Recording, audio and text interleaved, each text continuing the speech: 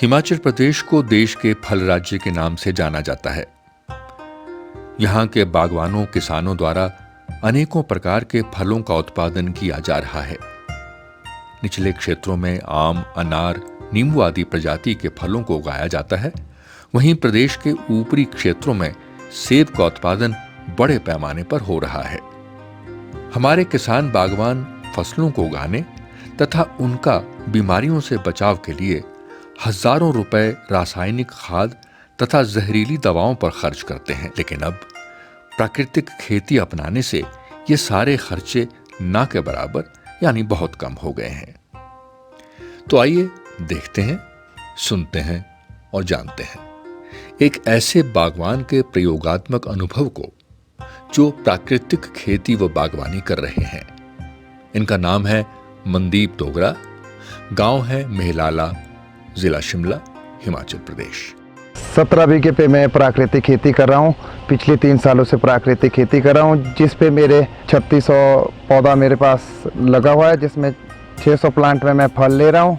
Last year 500 boxes हुए थे, इस बार ही 1500 के आसपास मेरे बॉक्स होंगे। फ्लावर हमारा डिस्टर्ब हो गया, जिसकी वजह से फ्रूट सेटिंग में दिक्कत आई और हमारा फ्रूट्स काफ़ी कम लगा। तो इस बार ही हमने जितने भी प्राकृतिक खेती कर रहा था मैं, तो बेहतरीन तरीके से उसे अच्छी तरह से किया और अच्छी क्रॉप हमारे ऑर्चर्ड में लगी और अच्छी मेहनत की हमने, अच्छा फल मिला है हमें। प्राकृतिक खेती तो हम इसलिए कर रहे हैं, देखो इसमें हमारा शून्य बजट है। हम अपने घर पे तैयार कर रहे हैं, जीवामृत तैयार करते हैं। केमिकल में इसलिए छोड़ा कि हमारी सॉइल में बहुत ज़्यादा केमिकल यूज़ हो चुका था और इससे हमारे पौधे भी ख़राब हो रहे थे। फ्रूट्स में टेस्ट नहीं था, हर चीज़ में मतलब परेशानी वाला सामना था। अब हम इसमें रासायनिक दवा यूज़ करते थे तो हमारे को बहुत ज़्यादा खर्चा आता था, बहुत ज़्यादा। तो जो प्राकृतिक में हमारा खर्चा ज़ीरो में ही आ रहा है, मतलब दिन प्रतिदिन घटते जा रहा है। जहाँ हम लाखों रुपए खर्च करते थे वहाँ हम अब हज़ारों में पहुँच गए। तो इसलिए प्राकृतिक खेती मुझे अच्छा लगा है और इसको मैं कर रहा हूँ, आगे भी करते रहूँगा, अपने सबसे कराते रहूँगा। देखिए प्राकृतिक खेती के हमें ये फ़ायदा है कि जैसे हम अपने ऑर्चर्ड में काफ़ी सारी खाद्य रासायनिक दवा यूज़ कर रहे थे, उससे हमारे कुछ प्लांट सूख भी रहे थे, तो कुछ प्लांट में फ्रूटिंग अच्छी नहीं आती थी। इसके अलावा कहीं जड़ सड़न, बहुत सारी समस्या आ रही थी जितने हम केमिकल यूज़ कर रहे थे। जब से हमने प्राकृतिक खेती, मैंने एक एरिया अपने प्लॉट में छांटा और उस पर मैंने प्राकृतिक खेती करनी शुरू की। तब जब मैंने इसमें रिज़ल्ट देखे तो ये प्राकृतिक खेती के मुझे लगा बहुत अच्छे रिज़ल्ट है। फिर धीरे धीरे मैंने आगे भी इसको बढ़ाना शुरू कर दिया है। इसमें अब प्राकृतिक खेती करने से हमने जैसे फ्रूट और सब्जी पे यूज़ किया तो हमें लगा खाने में बहुत स्वादिष्ट और हेल्थी था। तो फिर मैंने ये सोचा अपने सारे में इसको यूज़ करो खेती को और सबको फ्रेश फ्रूट्स खिलाओ और हेल्थी प्रोडक्ट दो और स्वस्थ रहो। अच्छा, पहले मेरा पर साल में केमिकल में 1 से 1.5 लाख के बीच खर्चा आता था, जिसमें मैं स्प्रे में ही इतना खर्चा करता था। तो मेरा अब इसमें ये घट के बिल्कुल घट के अब मेरा हाईली खर्चा 15-20 हज़ार, 20 से 25 हज़ार के बीच तकरीबन आएगा। इससे ऊपर मेरा कोई खर्चा नहीं आएगा इसमें। केमिकल खेती में देखो, एक तो हम जितना केमिकल यूज़ कर रहे थे, अगर हमने कोई चीज़ खानी है तो खुद भी हम केमिकल ही समझो खा रहे थे। केमिकल में तो हमारा बहुत लॉस हो रहा है। केमिकल खेती के तो बहुत सारे नुकसान है, हर चीज़ से नुकसान है। प्रोडक्ट्स बहुत महंगे हैं केमिकल में और इसके नुकसान भी है। जैसे अब हम बार बार केमिकल अपने बगीचे में यूज़ कर रहे हैं, जो हमारे मित्र कीट है वो भी इसमें मर रहे हैं। और ऊपर से फ्लावरिंग के दौरान जैसे हम इंसेक्टिसाइड यूज़ करते हैं, जितने भी पॉलन मधुमक्खियाँ लेके आती है तो सारा मधुमक्खी तो मर ही जाती है। उसके अलावा जो और मित्र कीट है उस टाइम वो भी मर जाते हैं। तो इससे फ्रूट सेटिंग में भी दिक्कत आती है और फिर जीव जंतु की भी बहुत ज़्यादा हत्या हो जाती है।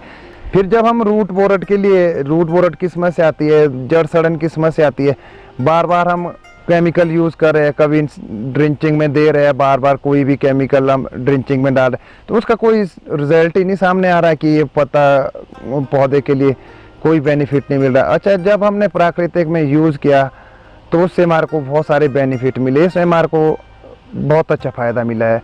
जैसे हमने जीवामृत यूज़ किया, नेचुरल फार्मिंग में हमारे को ये फ़ायदा है, जैसे हम अपने बगीचे में जितने हमारे मित्र कीट है वो तो स्वस्थ रह रहे हैं, स्वस्थ बच रहा है, और जितना हमारा पौधा है हेल्थी बन रहा है, स्ट्रॉन्ग बन रहा है और उसमें जितना फ्रूट आ रहा है, साइज, शेप, कलर, शाइनिंग से लेकर बहुत अच्छा बन रहा है और खाने में कोई दिक्कत नहीं है।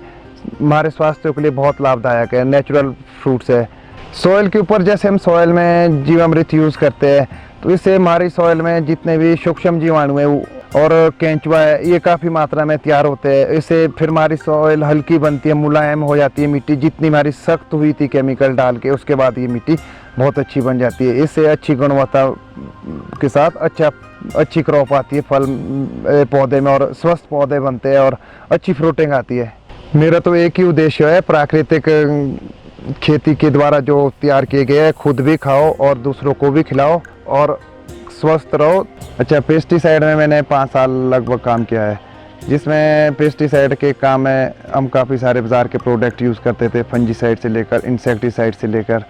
फिर मुझे ये SPNF वाली पता लगा, फिर मैंने उसके बाद ये नेचुरल फार्मिंग की ओर ध्यान दे दी। फिर मैं इसमें आगे बढ़ते रहा। आज मुझे लगा कि इसमें सबसे अच्छा मेरे को नेचुरल फार्मिंग ही लगा है। जो भी है सबसे कम बजट है, कोई खर्चा नहीं है, तो नेचुरल फार्मिंग में ये फ़ायदा है। तो बाज़ार से जितने हम लाते रहेंगे पेस्टिसाइड, इंसेक्टिसाइड, कोई भी चीज़ लाते रहेंगे तो इसमें तो हमारा लाखों रुपए का नुकसान है। नुकसान ऊपर से है और फिर अपने जितने ऑर्चर का हम बगीचों का लॉस कर रहे हैं। अपनी सॉइल में भी हमारी सॉइल भी इससे नाजुक बनते जा रही है। 80% तो हमने केमिकल इसमें यूज़ कर देते हैं। रूट बोरट के लिए ड्रेंचिंग करते हैं हम बार और फिर जैसे लीफ फॉल के लिए, हुलिया फिट के लिए हम इंसेक्टिसाइड बार क्लोरोफारीफोर्स वगैरह डाल के, इससे काफ़ी लॉसेस हो रहा है। फिर हमारे ये फ्रूट में भी चले जाएगा, हर चीज़ से फ्रूट तो हमारा सारी सॉइल केमिकल वाली बन गई है। लास्ट स्टेज में हमारे पास अब कोई उद्देश्य अपनी सॉइल को बचाने के लिए कुछ नहीं बचा है। हमारे पास एक प्राकृतिक खेती अपनानी पड़ेगी, इसकी विधि में हमारे को चलना पड़ेगा, जिससे हमारे को फ़ायदा मिलेगा। प्राकृतिक खेती में जीवामृत यूज़ कर रहे हैं, घन जीवामृत यूज़ कर रहे हैं, तो इससे एक पौधे को भी स्वस्थ रखते हैं, उससे हमारे पौधे की लाइफ भी बढ़ती है और उसमें फ्रूट भी हेल्थी बनेगा और अच्छा लाभ भी मिलेगा। अच्छा, जब मैंने प्राकृतिक खेती शुरू की, कुछ लोग चाहते थे कि ये गौमूत्र और गोबर से क्या बनेगा, क्या करेगा इससे। मैंने सोचा, मैंने कहा चलो आप कहते रहो, देखो। मैंने कहा देखो, मुझे अच्छे रिजल्ट मिले। तो फिर आसपास के लोग आते देखते हैं, मेरे फ्रेंड सर्कल में वो भी देखते कि बहुत अच्छा लग रहा है उनको। तो फिर अब मैक्सिमम लोग ये सोचते कि हम भी करें अपने कुछ ऑर्चर्स में। काफ़ी ज़्यादा लोग इच्छुक है, रिलेटिव हो गए, फ्रेंड सर्कल में हो गए, तो चाहते हैं कि हम भी प्राकृतिक खेती करें। पे सबको प्राकृतिक खेती अपनानी चाहिए और कोई कंपनी वाला बाहर से आता है कि आप वो चीज़ यूज़ करो, वो चीज़ यूज़ करो, इन सबको एक साइड किनारे में रख के सबको अपनी प्राकृतिक खेती की ओर ध्यान देना चाहिए। किसान बागवानों को लूटा जा रहा है। जितनी भी बाज़ार में कंपनियां आ रही है और दिन प्रतिदिन बढ़ रही है, किसान इसी में ही लूटा जाएगा दिन प्रतिदिन। तो मेरा एक ही उद्देश्य है, सभी बागवान भाइयों से प्राकृतिक खेती करो, सबसे अच्छा है, सबसे आसान है। मैं हिमाचल के बागवान भाइयों को, जितने भी बागवान किसान भाई है, सबको यही संदेश देना चाहता हूँ, सिर्फ आपको प्राकृतिक खेती करनी है। आप इस चीज़ से बचिए और प्राकृतिक खेती करिए।